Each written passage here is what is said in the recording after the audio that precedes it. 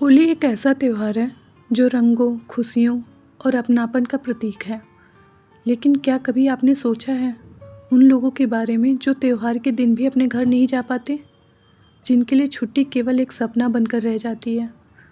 मुंशी प्रेमचंद की यह संवेदनशील कहानी होली की छुट्टी एक ऐसे युवा अध्यापक की व्यथा को उजागर करती है जो अपनी नौकरी, जिम्मेदारी और जीवन की सच्चाई के बीच घर और होली के मायने खोजता है। रास्ता लंबा है, थकावट भी बहुत है, पर उसके दिल में एक ही चाह है, इस बार होली पर घर जरूर जाना है। तो आइए सुनते हैं इस कहानी को। कहानी का नाम होली की छुट्टी, लेखक मुंशी प्रेमचंद।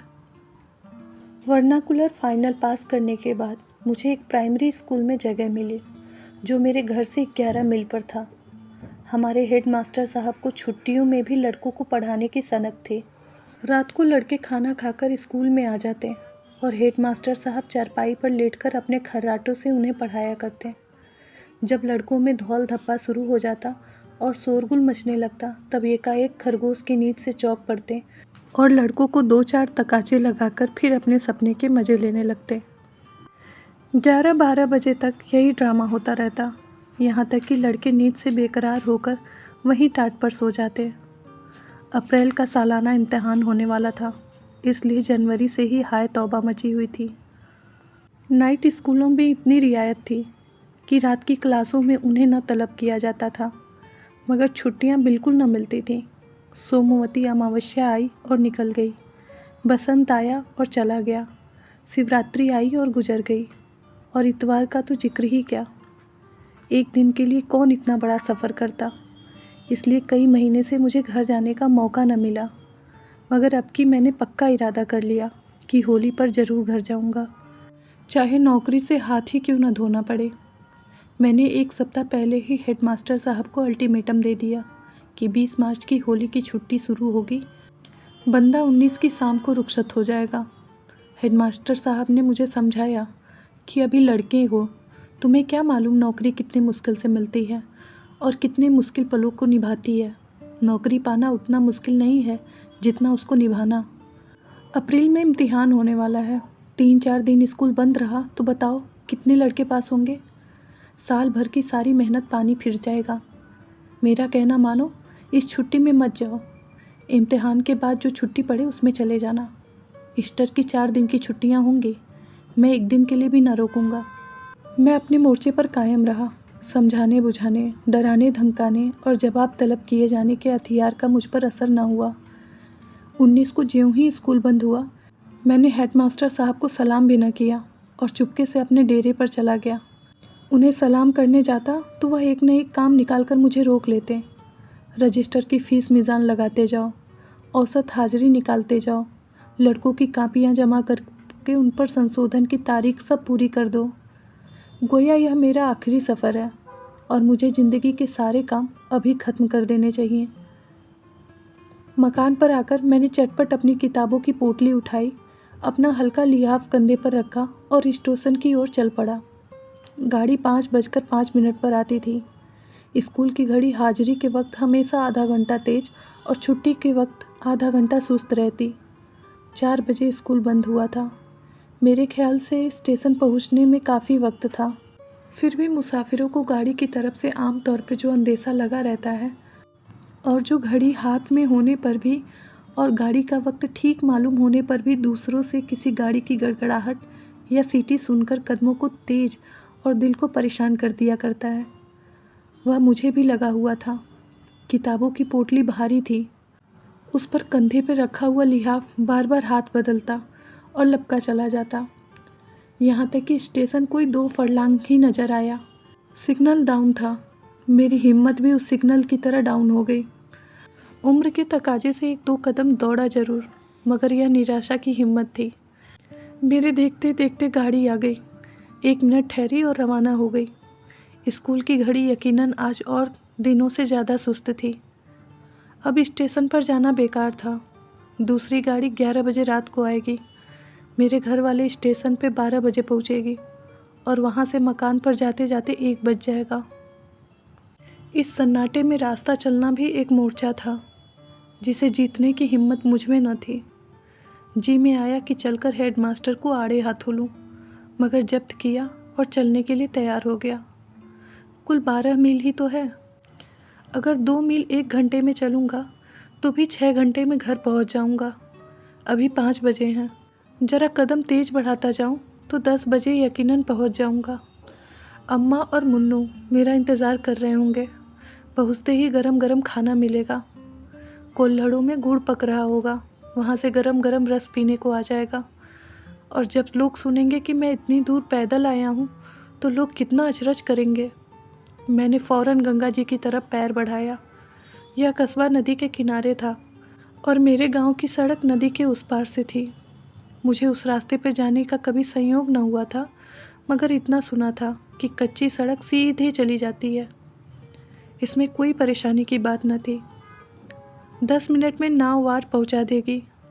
बस फर्राटे से भरता चला जाऊंगा। 12 मील कहने को तो है, या तो कुछ 6 कोस होंगे। मगर घाट पर पहुंचा तो नाव में आधे मुसाफिर भी ना बैठे थे। मैं कूद कर जा बैठा। खेवे के पैसे भी निकाल कर दे दिए, लेकिन नाव है कि अचल ठहरी हुई है। मुसाफिर की संख्या काफ़ी नहीं है, कैसे खुले?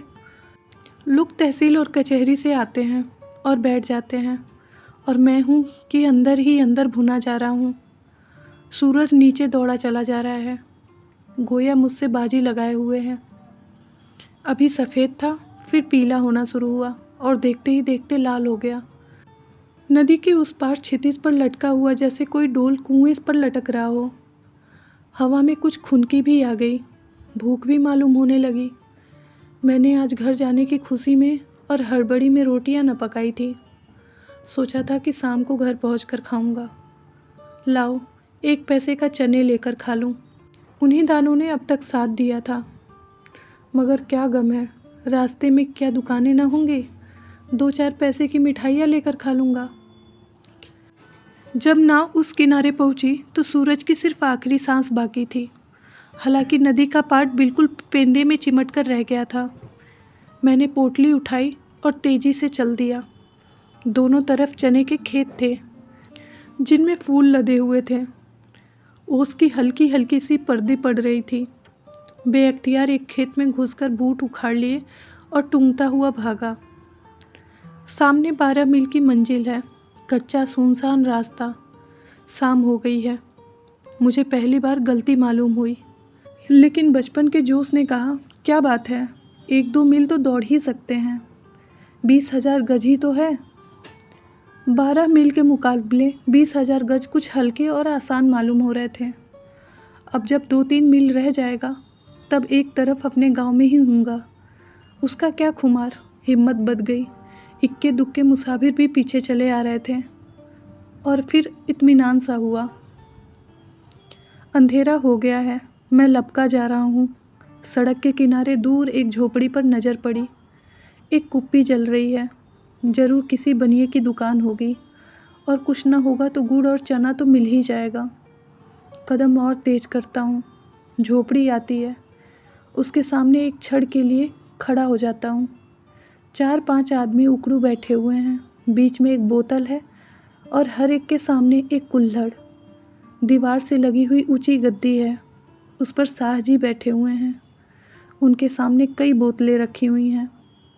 जरा और पीछे हटकर एक आदमी कढ़ाह में सूखे हुए मटर भून रहा है। उसकी सौंधी खुशबू मेरे शरीर में बिजली की तरह दौड़ जाती है। बेचैन होकर जेब में हाथ डालता हूँ और 1 पैसा निकालकर उसकी तरफ चलता हूँ, लेकिन पाँव आप ही रुक जाते हैं।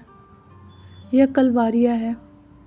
खोचे वाला पूछता है, क्या लोगे? मैं कहता हूँ कुछ नहीं, और आगे बढ़ जाता हूँ। दुकान भी मिली तो शराब की। गोया इस दुनिया में इंसान के लिए सबसे ज़रूरी चीज़ शराब ही है। यह सब आदमी धोबी और चमार होंगे, दूसरा कौन शराब पीता है देहात में? मगर वह मटर की आकर्षण सौधापन मेरा पीछा नहीं छोड़ रही है और मैं भागे जा रहा हूँ। किताबों की पोटली जी का जंजाल हो गया है। ऐसी इच्छा होती है कि इसे यहीं सड़क पर पटक दूँ। उसका वजन मुश्किल से 5 सेर होगा, मगर इस वक्त मुझे मन भर से ज़्यादा मालूम हो रहा है। शरीर में कमजोरी महसूस हो रही है। पूर्णमासी का चाँद पेड़ों के ऊपर जा बैठा है और पत्तियों के बीच से ज़मीन की तरफ झाँक रहा है। मैं बिल्कुल अकेला जा रहा हूँ, मगर दर्द बिल्कुल नहीं है। भूख ने सारी चेतना को दबा रखा है और खुद भी उस पर हावी हो गई है। आहा, यह गुड़ की खुशबू कहाँ से आई? कहीं ताज़ा गुड़ पक रहा है। कोई गांव के करीब ही होगा। हाँ, वह आमों के झुरमुट में रोशनी नज़र आ रही है। लेकिन वहाँ पैसे 2 पैसे का गुड़ चबैना और यूं ही मुझसे मांगा न जाएगा। मालूम नहीं लोग क्या समझेंगे। आगे बढ़ता हूँ, मगर ज़बान से लार टपक रही है। गुड़ से मुझे बड़ा प्रेम है। जब मैं कभी किसी चीज़ की दुकान खोलने की सोचता था तो वह हलवाई की दुकान होती थी। बिक्री हो ना हो, मिठाइयाँ तो खाने को मिलेंगी। हलवाइयों को देखो, मारे मोटापे के हिल नहीं सकते। आराम तलबी के मारे तोंद निकाल लेते हैं।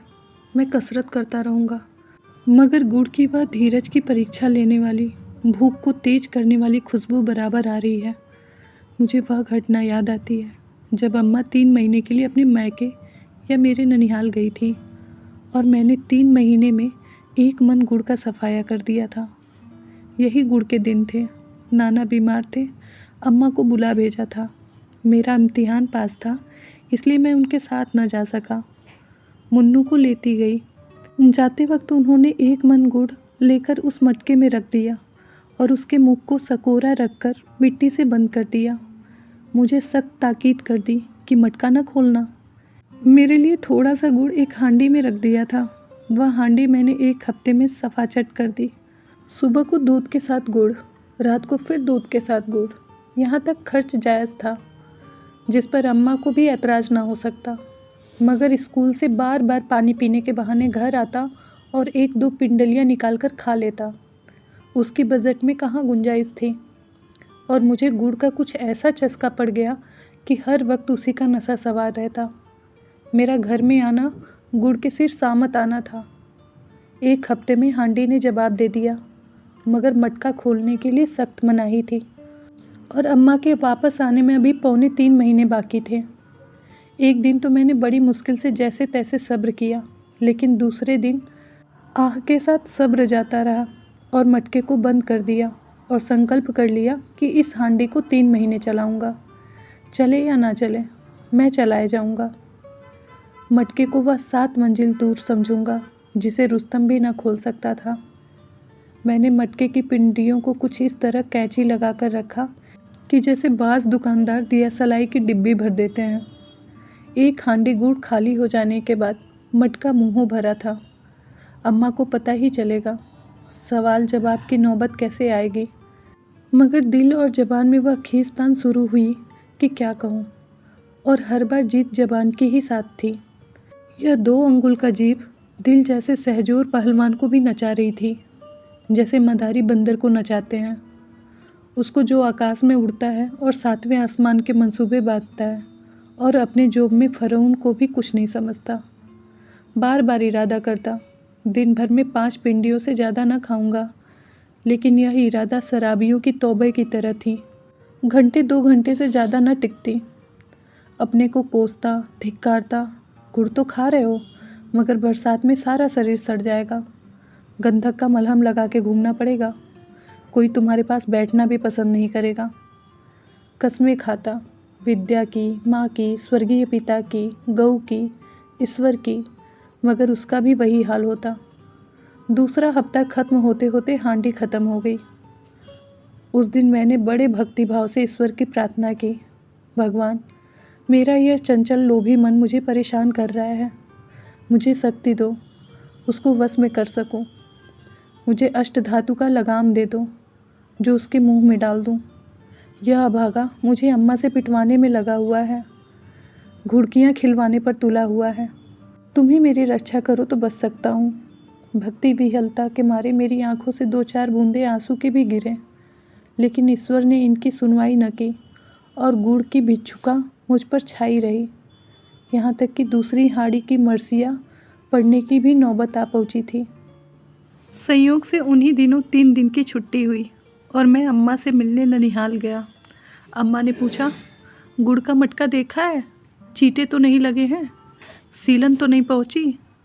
मैंने मटके को देखने की कसम खाकर अपनी ईमानदारी का सबूत दिया। अम्मा ने मुझे गर्व के नेत्रों से देखा और मेरे आज्ञा पालन के पुरस्कार स्वरूप मुझे एक हांडी निकाल लेने की आज्ञा दे दी। हाँ, ताकीद भी यह कह दी कि मटके का मुंह अच्छी तरह बंद कर देना।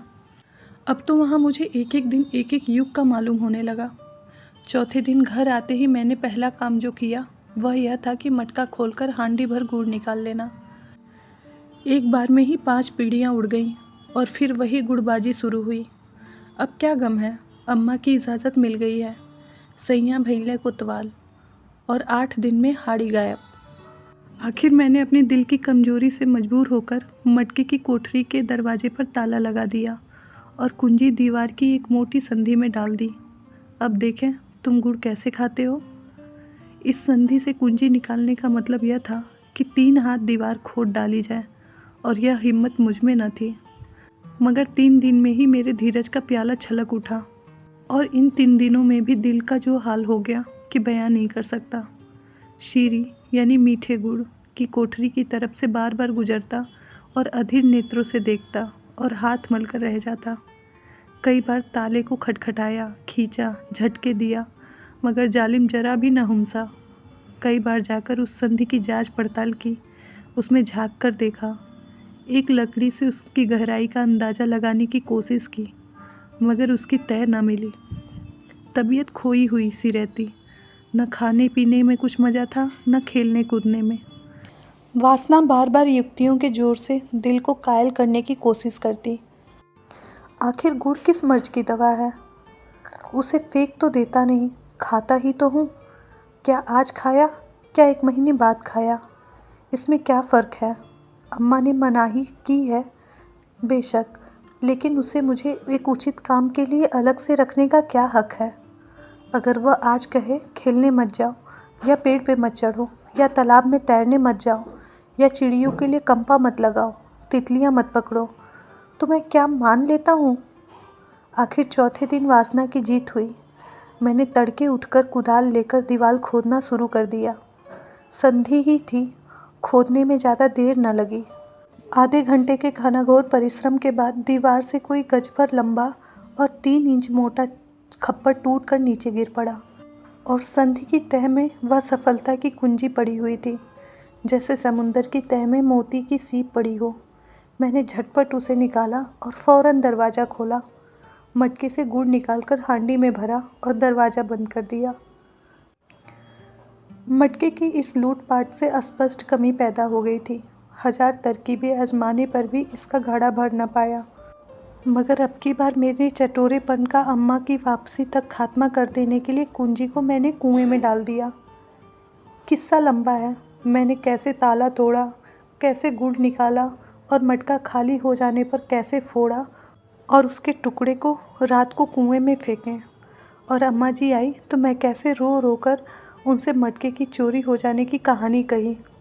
यह बयान करने लगूं तो घटनाएं जो आज मैं लिखने बैठा हूँ अधूरी रह जाएगी।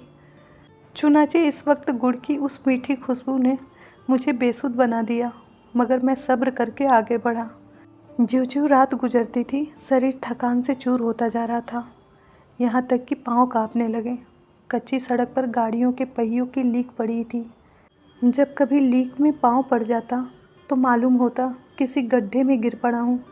बार बार जी में आता कि यहीं सड़क के किनारे लेट जाऊँ। किताबों की छोटी सी पोटली मन भर लगने लगी थी। अपने को कोसता था कि किताबें लेकर क्यों चला।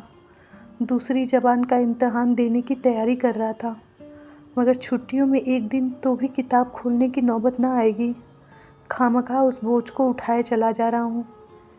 ऐसे ही झुंझलाता था कि इस मूर्खता की बोझ को वहीं पटक दूँ। आखिर टांगों ने चलने से इनकार कर दिया। एक बार फिर गिर पड़ा और संभल कर उठा तो पाँव थर्राने लगे। अब बगैर कुछ खाए पैर उठाना दूभर था, मगर यहाँ क्या खाऊं? बार बार रोने को जी चाहता था। संयोग से ईख का खेत नजर आया। अब मैं अपने को ना रोक सका। चाहता था कि खेत में घुसकर 4-5 ईख तोड़ लूं और मज़े से रस चूसता हुआ चलूं। रास्ता भी कट जाएगा और पेट में भी कुछ पड़ जाएगा। मगर मेड़ पर पाँव रखा ही था कि कांटों में उलझ गया। किसान ने शायद मेड़ पर कांटे बिखेर रखे थे। शायद बेर की झड़ी थी। धोती कुर्ता सब कांटों में फंस गया। पीछे हटा तो कांटों की झड़ी साथ ही चली। कपड़े छुड़ाने लगा तो हाथ में कांटे चुभने लगे। जोर से खींचा तो धोती फट गई। भूख तो गायब हो गई। फिक्र हुई कि इस नई मुसीबत से क्यों कर छुटकारा हो।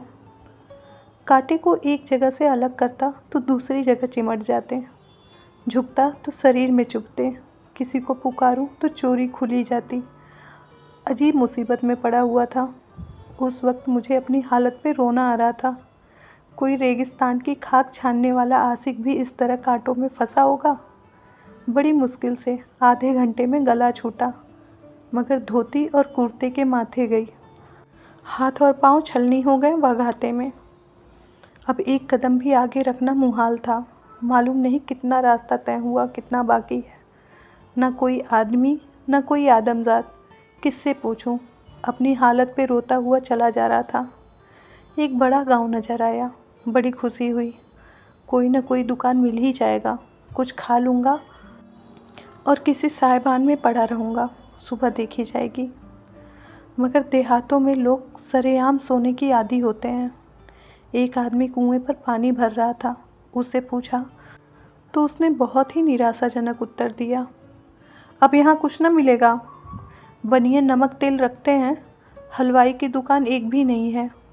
कोई शहर थोड़ी है, इतनी रात तक दुकान खोल के कौन बैठता है। मैंने उससे बड़ी विनती के स्वर में कहा, कहीं सोने को जगह मिल जाएगी। उसने पूछा, कौन हो तुम? तुम्हारी जान पहचान का यहाँ कोई नहीं है? जान पहचान का तो कोई होता तो तुमसे क्यों पूछता। तो भाई, अनजान आदमी को यहाँ कौन रहने देगा। इसी तरह कल एक मुसाफिर आकर ठहर गया था। रात को एक घर में सेंध पड़ गई। सुबह को मुसाफिर का पता न चला। तो क्या तुम समझते हो मैं चोर हूँ? किसी के माथे पे तो लिखा नहीं होता, अंदर का हाल कौन जाने। नहीं ठहराना चाहते हो तो ना सही, मगर चोर तो ना बनाओ। मैं जानता कि यह इतना मनहूस गांव है तो इधर आता ही क्यों। मैंने ज़्यादा खुशामद न की। जी जल गया। सड़क पर आके फिर चलने लगा। इस वक्त मेरे होश ठिकाने न थे। कुछ खबर ही नहीं कि किस रास्ते के गांव में आया था और किधर चला जा रहा था। अब मुझे अपने घर पहुंचने की उम्मीद न थी। रात यूं ही भटकते हुए गुजरेगी। फिर इसका क्या गम है कि कहाँ जा रहा हूँ। मालूम नहीं कितनी देर तक मेरे दिमाग का यही हालात रहा। अचानक एक खेत में आग जलती हुई दिखाई पड़ी, जैसे आशा का कोई दीप हो। ज़रूर वहाँ कोई आदमी होगा, शायद रात काटने के लिए जगह मिल जाए। कदम तेज किया और करीब जा पहुँचा। एकाएक एक बड़ा सा कुत्ता भौंकता हुआ मेरी तरफ दौड़ा। इतनी डरावनी आवाज़ थी कि मैं काँप उठा। एक पल में वह मेरे सामने आ गया और मेरी तरफ लपक कर भौंकने लगा। मेरे हाथों में किताबों की पोटली के सिवा और क्या था। न कोई लकड़ी न पत्थर। कैसे भगाऊं? कहीं बदमाश मेरी टांग पकड़ ले तो क्या करूं? अंग्रेजी नस्ल का शिकारी कुत्ता मालूम होता है।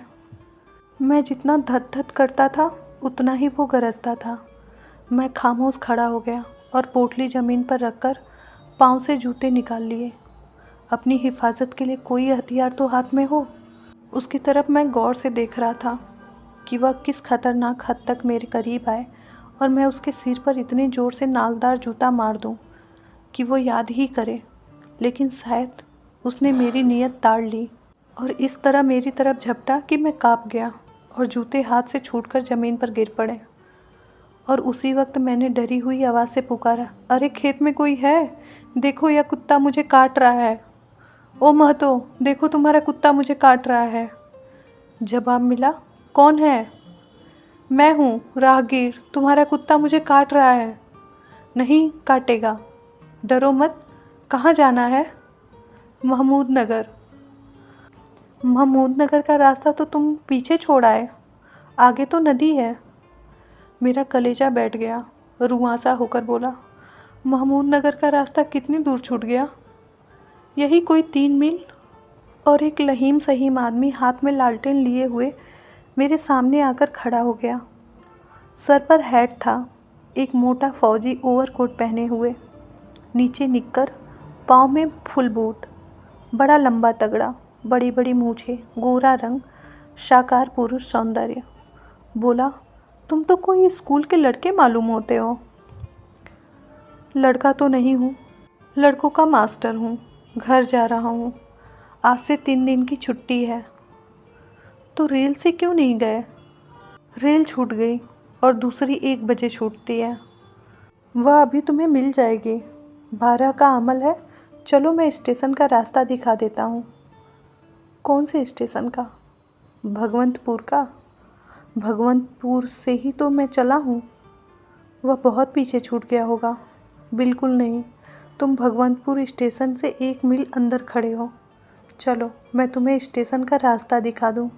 अभी गाड़ी मिल जाएगी, लेकिन रहना चाहो तो मेरे झोपड़े में लेट जाओ, कल चले जाना। अपने ऊपर गुस्सा आया कि सिर पीट लूँ। 5 बजे से तेली के बैल की तरह घूम रहा हूँ और अभी भगवंतपुर से कुल 1 मील आया हूँ। रास्ता भूल गया। यह घटना याद रहेगी। चला 6 घंटे और तय किया 1 मील। घर पहुँचने की धुन जैसे और भी दहक उठी। बोला, नहीं, कल तो होली है, मुझे रात को ही पहुँच जाना चाहिए। मगर रास्ता पहाड़ी है, ऐसा ना हो कि कोई जानवर मिल जाए। अच्छा चलो, मैं तुम्हें पहुँचा देता हूँ। मगर तुमने बड़ी गलती की। अनजान रास्ते पर पैदल जाना कितना खतरनाक है। अच्छा चलो, मैं पहुँचा देता हूँ। खैर, खड़े रहो, मैं अभी आता हूँ। कुत्ता दुम हिलाने लगा और मुझसे दोस्ती करने की इच्छुक जान पड़ने लगा। दुम हिलाता हुआ सिर झुकाए क्षमा याचना के रूप में मेरे सामने आकर खड़ा हो गया। मैंने भी बड़ी उदारता के साथ उसका अपराध क्षमा कर दिया और उसके सिर पर हाथ फेरने लगा। क्षण भर में वह आदमी बंदूक पर कंधे रखे आ गया और बोला, चलो, मगर अब एक नादानी न करना। खैरियत हुई कि मैं तुम्हें मिल गया। नदी पर पहुंच जाते तो ज़रूर किसी जानवर से मुठभेड़ हो जाती। मैंने पूछा, आप तो कोई अंग्रेजी मालूम होते हैं, मगर आपकी बोली बिल्कुल हमारी जैसी है। उसने हंसकर कहा, मेरा बाप अंग्रेज़ था, फौजी अफसर। मेरी उम्र यहीं गुजरी है। मेरी माँ उसका खाना पकाती थी। मैं भी फ़ौज में रह चुका हूँ। यूरोप की लड़ाई में गया था, अब पेंशन पाता हूँ। लड़ाई में मैंने जो दृश्य अपनी आँखों से देखे और जिन हालात में मुझे ज़िंदगी बसर करनी पड़ी और मुझे अपनी इंसानियत का जितना खून करना पड़ा, उससे मुझे इस पेशे से बहुत नफ़रत है। इसलिए मैं पेंशन लेकर यहाँ आ गया। मेरे पापा ने यहीं एक छोटा सा घर बना लिया था। मैं यहीं रहता हूँ और आसपास में खेतों की रखवाली करता हूँ। यह गंगा की घाटी है, चारों तरफ पहाड़ियाँ हैं। जंगली जानवर बहुत लगते हैं। सूअर, नीलगाय, हिरन सारी खेती बर्बाद कर देते हैं। मेरा काम है जानवरों से खेतों की हिफाजत करना। किसानों से मुझे हल पीछे 1 मल गन्ना मिल जाता है, वह मेरे गुजर बसर के लिए काफ़ी है। मेरी बूढ़ी माँ अभी ज़िंदा है। जिस तरह पापा का खाना पकाती थी, उसी तरह मेरा खाना पकाती है। कभी कभी मेरे पास आया करो, मैं तुम्हें कसरत करना सिखा दूँगा। साल भर में पहलवान हो जाओगे। मैंने पूछा, आप अभी भी कसरत करते हैं? वह बोला, हाँ, 2 घंटे रोज़ाना कसरत करता हूँ। मुकद्दर और लेज़िम का मुझे बहुत शौक़ है। मेरा 50वां साल है, मगर एक सांस में 5 मील दौड़ सकता हूँ। कसरत ना करूँ तो इस जंगल में कैसे रहूँगा? मैंने खूब कुश्तियाँ लड़ी हैं। अपनी रेजिमेंट में मैं खूब मजबूत आदमी था, मगर अब इस फ़ौज ज़िंदगी की हालातों पर गौर करता हूँ तो शर्म और अफसोस से मेरा सिर झुक जाता है। कितने ही बेगुनाह मेरी राइफ़ल के शिकार हुए हैं। मेरा उन्होंने क्या नुकसान किया था? मेरी उनसे क्या अदावत थी? मुझे तो जर्मन और ऑस्ट्रियन सिपाही भी वैसे ही सच्चे मित्र और वैसे ही बहादुर, वैसे ही खुशमिजाज और वैसे ही हमदर्द मालूम हुए जैसे फ्रांस और इंग्लैंड के। हमारी उनसे खूब दोस्ती हो गई थी। साथ खेलते थे, साथ बैठते थे। यह ख्याल ही नहीं आता कि यह लोग हमारे अपने नहीं हैं, मगर फिर भी हम एक दूसरे के खून के प्यासे थे। किस लिए? इसलिए कि बड़े बड़े अंग्रेज़ सौदागर को खतरा था कि कहीं जर्मनी उनका रोज़गार न छीन ले। यह सौदागर का राज है। हमारी फ़ौज उन्हीं के इशारों पर नाचने वाली कठपुतलियाँ हैं। जान हम गरीबों की गई, जेबें गर्म उन मोटे मोटे सौदागरों की हुई। उस वक्त हमारी ऐसी खातिर होती थी जैसे पीठ ठोकी जाती थी, गोया हम सल्तनत के दामाद हो गए थे। हमारे ऊपर फूलों की बारिश होती थी, हमें गाइन पार्टियाँ दी जाती थीं। हमारी बहादुरी के किस्से रोज़ाना अखबारों में तस्वीरों के रूप में छाए रहते थे।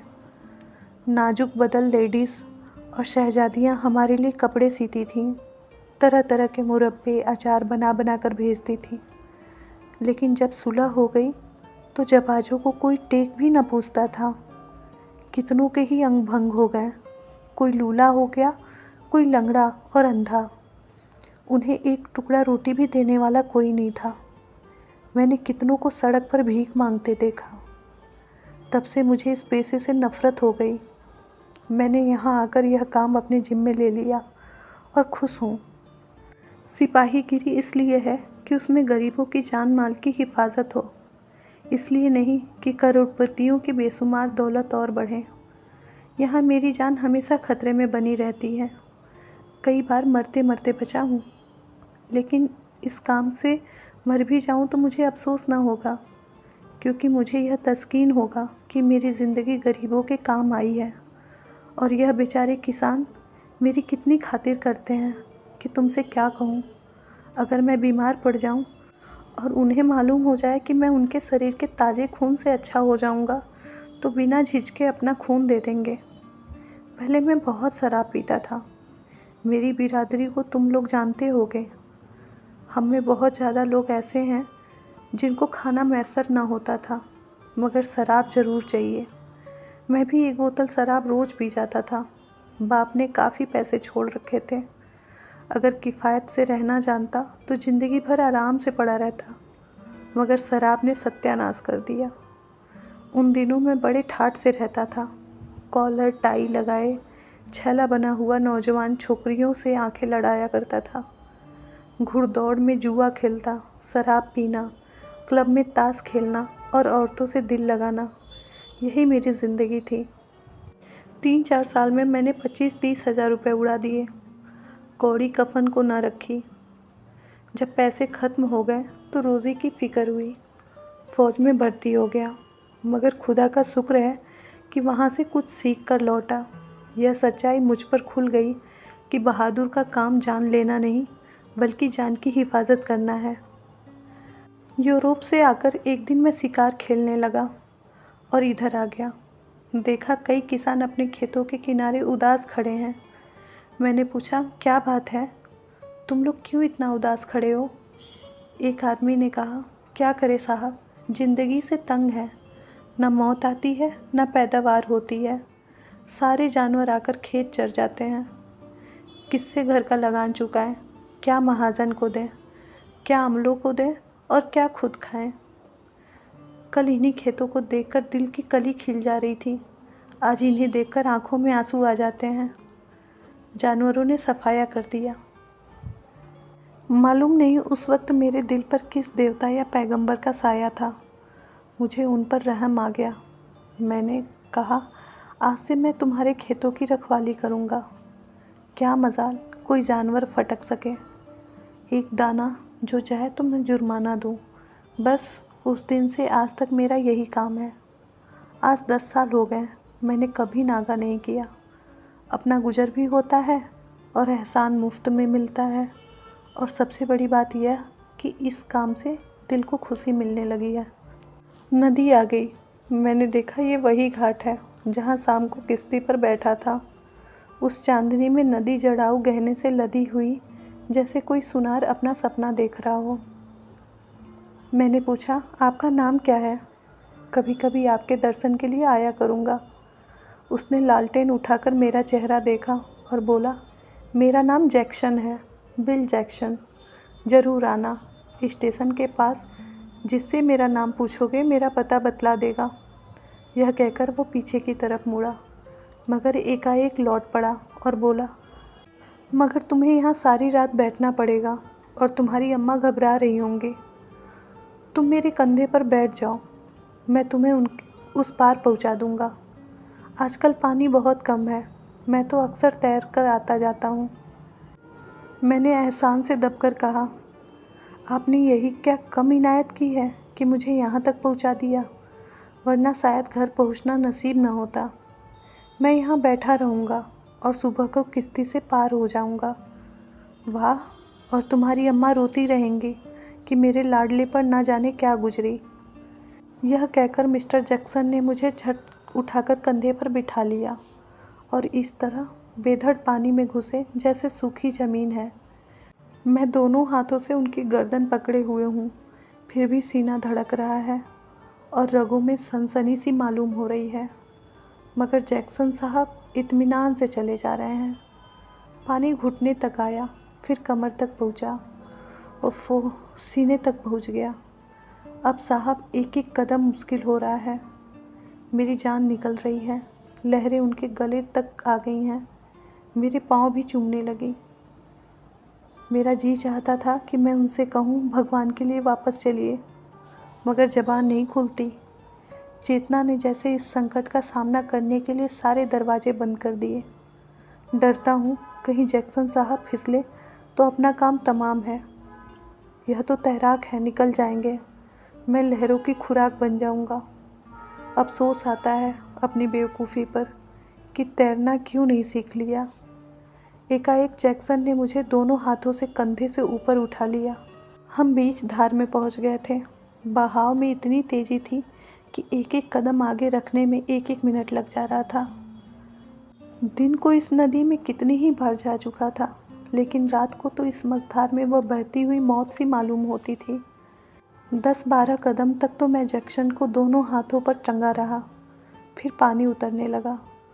मैं देख न सका, मगर शायद पानी जैक्सन के सर के ऊपर तक आ गया था, इसलिए उन्होंने मुझे हाथों पर बिठा लिया था। जब गर्दन बाहर निकल आई तो ज़ोर से हंसकर बोले, लो, अब पहुंच गए। मैंने कहा, आपको आज मेरी वजह से बड़ी तकलीफ़ हुई।